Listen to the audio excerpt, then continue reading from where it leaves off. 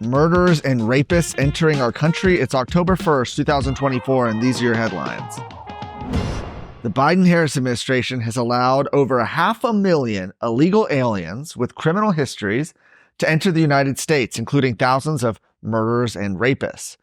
Representative Tony Gonzalez published the U.S. Immigration and Customs Enforcement data on X. According to the newly released info, 662,566 non-citizens on ICE's national docket have criminal histories. These numbers include over 13,000 murder convicts, 15,000 sexual assault convicts, and over 13,000 weapon offense convicts. The congressman asserted that beyond the disturbing new data, it should also serve as a wake-up call for the federal government and cities across the United States that keep sanctuary policies in place. Representative Gonzalez first requested the data back in March when he penned a letter requesting answers to several illegal immigration questions to President Biden and U.S. Department of Homeland Security Secretary Alejandro Mayorkas. Of the 7 million reported cases on ICE's docket, the letter requested information on how many citizens were charged with a crime by a municipality. Additionally, the letter asked how many were non-citizens convicted of a crime and released into U.S. communities. The Lone Star State's very own stock exchange is set to launch next year, tentatively, with Governor Greg Abbott celebrating the milestone at the governor's mansion earlier this week. Governor Abbott said that Texas has become the home of capital in the United States and added that our great state is staking its claim as a hub for capital markets with the addition of the Texas Stock Exchange. This is another step that expands our influence in the United States and strengthens our economic power on the global stage. Well, the Texas Stock Exchange, or TexC is how it's pronounced, will be based in Dallas. The chairman of it, James Lee, announced that the effort has already raised $135 million, making it the most well-capitalized national securities exchange applicant to ever file a registration with the SEC. And the TexC is designed to break away power from Wall Street.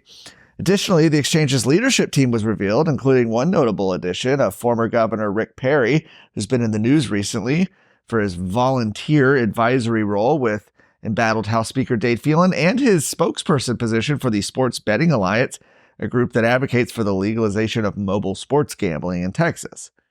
Chairman Lee outlined the next steps for the exchange, which include submitting their registration to the SEC.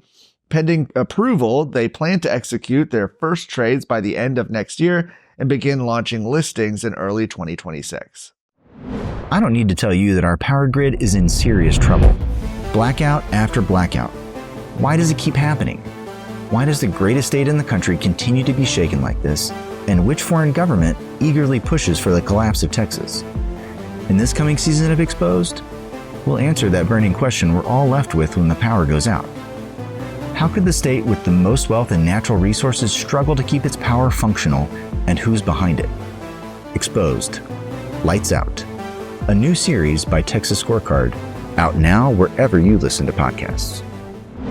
Tarrant County's public health director has released a letter to parents and teachers explaining the dangers and harms that the overuse of social media has on children. Public Health Director Brian Bird released the letter last week, recommending that school districts in the county remove smartphones from the classroom. He cited emerging research that suggests that social media causes a rise in anxiety, depression, bipolar disorder, schizophrenia, and even suicide. Additionally, social media allows sexual predators to more easily interact with children. Furthermore, he wrote that with increased use of social media, students' grades and academic performances have dropped significantly. Sleep disruption seems to have gone up. This all makes sense. Because of the negative effects, Bird is calling on every school district in Tarrant County to remove smartphones from classrooms in an effort to improve students' mental well-being. In July, Pike Middle School in Arlington ISD announced that students would not be allowed to use cell phones or other electronic devices during the school day. Texas Education Agency Commissioner Mike Morath has said during a Senate Education Committee he has shared his concerns about smartphones in schools. He's called them a distraction that's extremely harmful for student learning.